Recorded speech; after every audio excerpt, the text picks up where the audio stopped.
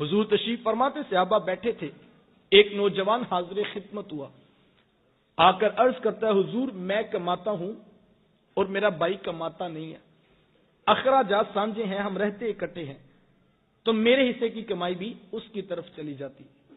इस तरह एक कमाने वाले भाई ने ना कमाने वाले की शिकायत अल्लाह के रसूल की बारगाह में पेश की। आज घर घर का दुखड़ा यही है, हर घर की बुनियादी लड़ाई की वजह यह है, जो ज्यादा कमाता है वो दूसरों को खातिर में नहीं लाता। बड़ा भाई छोटों के लिए बेपनाह मोहब्बत के जज्बात रखता हो, लेकिन उसकी आमदन थोड़ी हो तो छोटे भाई उसको ताना देते हैं कि तूने बाप के बाद कौन सी हमारे लिए जागीर बना के रखी है, तेरी औलाद तो हमारे खराजात पे पलती, तेरे बच्चों की फीसें तो हम जमा करवाते हैं। ताने किस बात पर दिए जा रहे हैं कि उसकी आमदन सिर्फ थोड़ी है।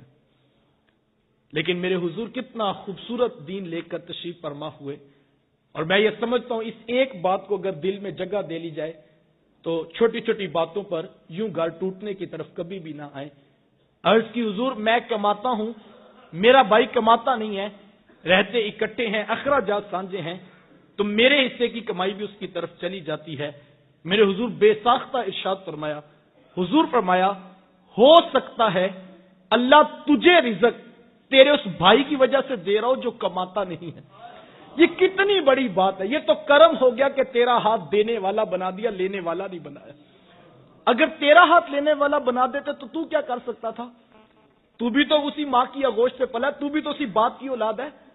तेरी रगों में कोई अलग से खून तो नहीं दौड़ता, तेरे दिमाग में कोई अलग से सोते तो नहीं फूटते।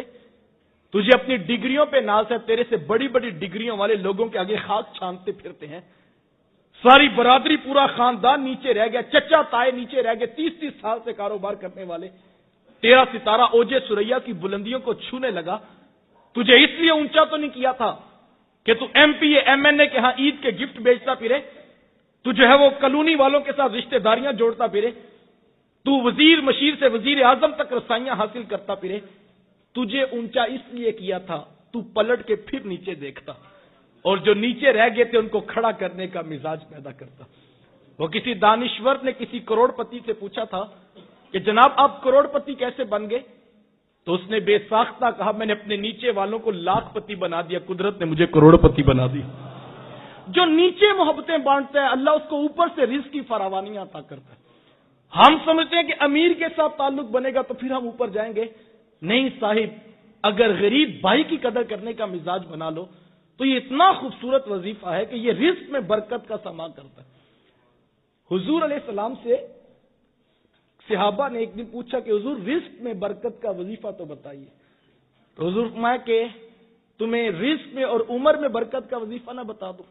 अर्ज की, हुजूर आप इरशाद फरमाए टूटे रिश्तों को जोड़ा करो, अल्लाह रिज़्क में भी बरकत देगा, अल्लाह उम्र में भी बरकत देगा। ये बरकत का वजीफा था, लेकिन आज हम इससे कोसों जो है वो दूर चले गए।